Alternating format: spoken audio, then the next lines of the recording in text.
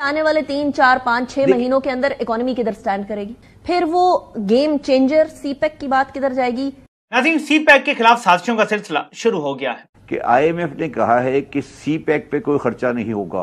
हम मईशत में स्मार्ट बनकर 2 कश्तियों में सवार होने की कोशिश करते हैं। 400 अरब से ज्यादा की अदायगी हमने करनी है। जो सीपैक के तहत नवाज शरीफ ने चाइना से बिजली घर बनवाए थे, उनकी अदायगियां तकरीबन 400-450 अरब की हमने करनी है, ड्यू है। ये तकरीबन 1.8 अरब डॉलर बनता है, आई थिंक, टोटल जितनी भी अदायगी हमने करनी है। सूरत हाल ये है कि आईएमएफ ने यह शर्त रखी है कि आप अपने बजट से बढ़ के, यानी बजट से बाहर निकल के कोई भी अदायगी नहीं करेंगे। जितना आपने अभी पैसा एलोकेट कर दिया या करना है, उतनी ही अदायगी आपने करनी है, उससे आप बाहर नहीं निकलेंगे।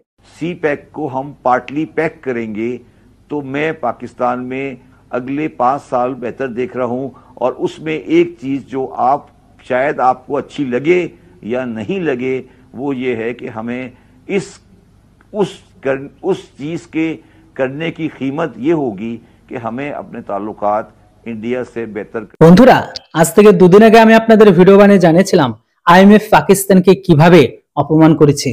যাই হোক, পাকিস্তানের সিপিএসসি প্রজেক্ট, যেটা এখন সবথেকে বড় বিপদের ঘন্টা, এমনকি পাকিস্তানের গলার কাটা হয়ে দাঁড়িয়ে গেছে। এর জন্য চীন কিভাবে এর পিছনে টাকাকে লাগিয়েছে সেটা আপনারা জানেন। যে টাকা খেয়ে পাকিস্তান পুরো পেট ফুলিয়ে নিয়েছে। এমনকি এই প্রজেক্টের উপর বেস করে চীন কত লোন পর্যন্ত দিয়েছে সেটা আপনারাও জানেন। এমনকি আজকের দিনে পাকিস্তান যে পরিমাণ লোন আছে তার 30 থেকে 35% চীন একাই পায়। যাই হোক, কিছুদিন আগে পাকিস্তানকে চীন তাদের স্পাইস শিপ পর্যন্ত দিয়েছে। স্পাইস শিপ দ্বারা কি করবে সেটা আপনারাও জানেন। অর্থাৎ দুজনেরই টার্গেট একটাই, ভারতের উপর নজরদারি রাখা। যাই হোক, মেন প্রসঙ্গ ওটা না, এখন কথা হচ্ছে সিপিএসসি। সিপিএসসি কে নিয়ে পাকিস্তানের বিপদের ঘন্টা বেজে গেছে। সিপিএসসির জন্য পাকিস্তান আবারও আইএমএফ এর কাছে লোন চেয়েছে, কিন্তু আইএমএফ পাকিস্তানকে মুখের উপর বলে দিয়েছে তোমাদেরকে তো আর লোন কোনো দেওয়া হবে না, আপনারা না কাজ করছেন আর না আপনারা কাজকে দেখাতে পেরেছেন। এমনকি আইএমএফ এর যে সমস্ত লোনের জন্য যে সমস্ত শর্তগুলো, সেগুলো আপনারা পূরণ করতে পারেননি, আপনাদেরকে আর লোন কখনো দেওয়া হবে না। চীন পাকিস্তানকে একের পর এক ডুবিয়ে দিচ্ছে লোন দিয়ে। এখনো পর্যন্ত সিপিএসসি নিয়ে কোনো যতটা আশার আলো ছিল, সেই আশার আলোটাও নিভে গেছে। তো বন্ধুরা, পাকিস্তানিদের এই সিপিএসসি নিয়ে কি বক্তব্য সেটা আপনারা তো নিজেরাই শুনে নিন। আর হ্যাঁ, চ্যানেলটিতে নতুন হলে কেউ কিন্তু সাবস্ক্রাইব আর ভিডিওটিকে লাইক করতে ভুলবেন না। এর সাথে সাথে আমি আপনাদের জানিয়ে দিই, এই চ্যানেলটির মতো আরো একটি চ্যানেল আছে যেটার নাম হচ্ছে ইন্ডিয়া আপডেট। আপনারাও সেই চ্যানেলটিকে সাপোর্ট করুন সামনে এগিয়ে নিয়ে যাওয়ার জন্য। তো বন্ধুরা, পুরো ভিডিওটি দেখে নিন। Thanks for watching. जय हिंद, वंदे मातरम। एक तरफ तो बड़ी सरमायाकारी की बात कर रहे हैं और दूसरी जानिब एक बार फिर हम नए कर्ज मुआहदे के लिए आईएमएफ की तरफ रुजू कर रहे हैं। अब क्या कर्जों की नहूसत से हमारी जान नहीं छूटनी है? अभी आप भी जैसे कि बात कर रहे थे कि जो भी हुकूमत आएगी उसके पास ऑप्शन सिर्फ ये चंद गिनी चुनी है। आईएमएफ से उसने कर्ज लेना ही लेना है, या दोस्त मुल्कों से हम कर्ज लेते ही लेते हैं। हमारी मईशत क्यों एक बेहतरी, स्ट्रॉन्ग तो हम नहीं कह सकते, जाहिर सी बात है जो हालात हैं हमारी मईशत के, लेकिन एक बेहतरी की तरफ क्यों नहीं जा पा रही है? हम कर्ज पे कर्ज लिए जा रहे हैं। हालिया चंद साल में दर्जनों गैर मुल्की कंपनीज पाकिस्तान से रुखसत हो गई हैं। मुतादिद कंपनीज ने पाकिस्तान में अपने मिल्कियती शेयर्स फरोख्त कर दिए हैं। कुछ गैर मुल्की कंपनीज अपने यूनिट्स मुकामी कंपनीज के हवाले कर गई हैं। शेल पाकिस्तान ने अपने 77% शेयर सऊदी फर्म वाफी एनर्जी को मुंतकिल कर दिए। खलीजी टेलीकॉम कंपनी वारिद के बाद नॉर्वे की कंपनी टेलीनॉर ने भी पाकिस्तान में अपने असासे भेज दिए। जर्मन लॉजिस्टिक और कोरियर कंपनी डीएचएल ने पाकिस्तान में अपना ऑपरेशन महदूद कर दिया। एक वक्त था जब पाकिस्तान में 40 मल्टीनेशनल फार्मा कंपनीज काम करती थी, मगर आज उनकी तादाद सिर्फ 17 रह गई है। चीनी कंपनियां हमसे इस वजह से कुछ नाराज भी रही हैं कि आप हमारी अदायगियां नहीं कर रहे। तो जानबूझ के चीन को नाराज किया जा रहा है और पाकिस्तान की तरफ से यकीन दहानी करवा दी गई है कि चीनी कंपनियों को हम बिल्कुल भी इजाफी पैसा नहीं देंगे, हालांकि उनका ड्यू बनता है, ये उनको देना है हमने, उनका ये हम पे अब कर्जा चढ़ चुका है। पाकिस्तान ने जून तक 5 अरब डॉलर की अदायगी करनी है। 5 अरब डॉलर की सिर्फ जून तक अदायगी करनी है। हमारे पास टोटल 7-7.5 अरब डॉलर पड़ा हुआ है ज़र मुबादला के ज़खायर में।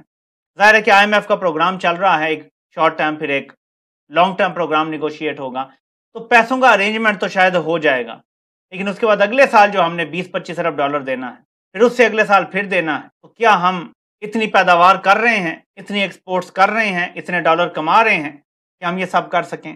तो जवाब है कि नहीं। क्या हम ओवरसीज पाकिस्तानियों को ओन कर रहे हैं, खुश कर रहे हैं? इसका जवाब है कि नहीं।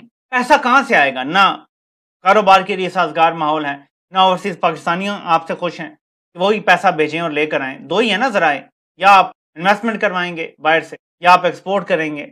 बाहर से इन्वेस्टमेंट में फिर दो हिस्से हैं, कंपनीज इन्वेस्टमेंट करती हैं, ममालिक इन्वेस्टमेंट करते हैं या ओवरसीज पाकिस्तानी इन्वेस्टमेंट करते हैं। तो आपने अपने इन्वेस्टमेंट के सारे जराए, सारे रास्ते बंद किए हुए हैं। मुल्क कैसे चलेगा?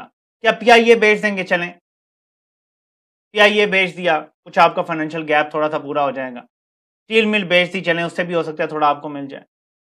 और बाकी आपके जो इदारे हैं, जितने भी स्टेट ओन एंटरप्राइजेज हैं, सारी आप नीलाम कर देंगे।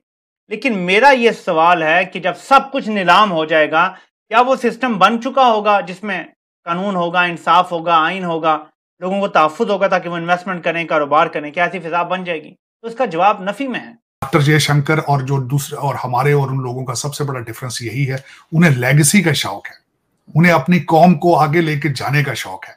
उन्हें दुनिया ने जिस तरीके से भारत को जलीलो ख्वार इस रीजन को किया, फॉरेन इन्वेडर्स को, उनको बदला लेने का शौक है। हम अभी तक कॉलोनियल माइंडसेट से बाहर नहीं निकल पा रहे।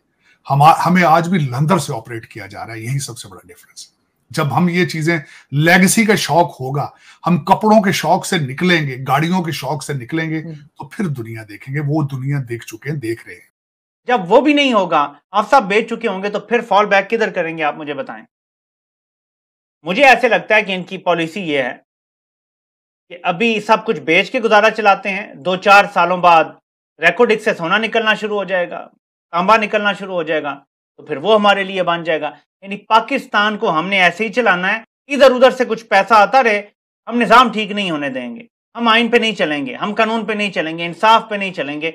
इनकी सोच ऐसी ही है, हर दिन जैसा आता है उसको उसी तरह गुजारने की कोशिश करते हैं, लंबी नहीं सोचते कि मुल्क को कैसे चलाना है।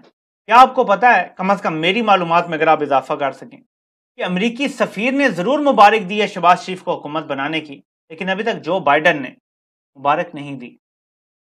अभी तक एंथनी ब्लिंकन ने भी ट्वीट नहीं किया मुबारकबादी का।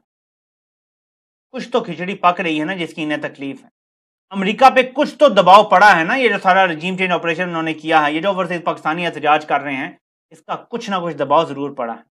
और IMF के बारे भी जो एहतजाज हो रहा है, इसका इतना दबाव जरूर पड़ेगा कि IMF ने जो फ्री फॉर ऑल जैसे हमें 2008 के बाद कर्जा दिया था, हमने कैरी लोगर बिल बनाया, हमें कर्जे पर कर्जा मिलना शुरू हो गया। इस बार अमेरिका के लिए इतना आसान नहीं होगा, दबाव बढ़ रहा है। IMF पर भी दबाव होगा कि इतनी आसानी से इतना ज़्यादा कर्जा ना दिया जाए, बल्कि पाकिस्तान के सिस्टम को ठीक करने की शर्त पे कर्जा दिया जाए। यही मांग रहे हैं ना ओवरसीज पाकिस्तानी, कि सिस्टम को ठीक करने की शर्त पे कर्जा दें, ऐसे ही कर्जा ना देंगे चोर चकारी करके ये लेके अपने अपने बैंक बैलेंस भर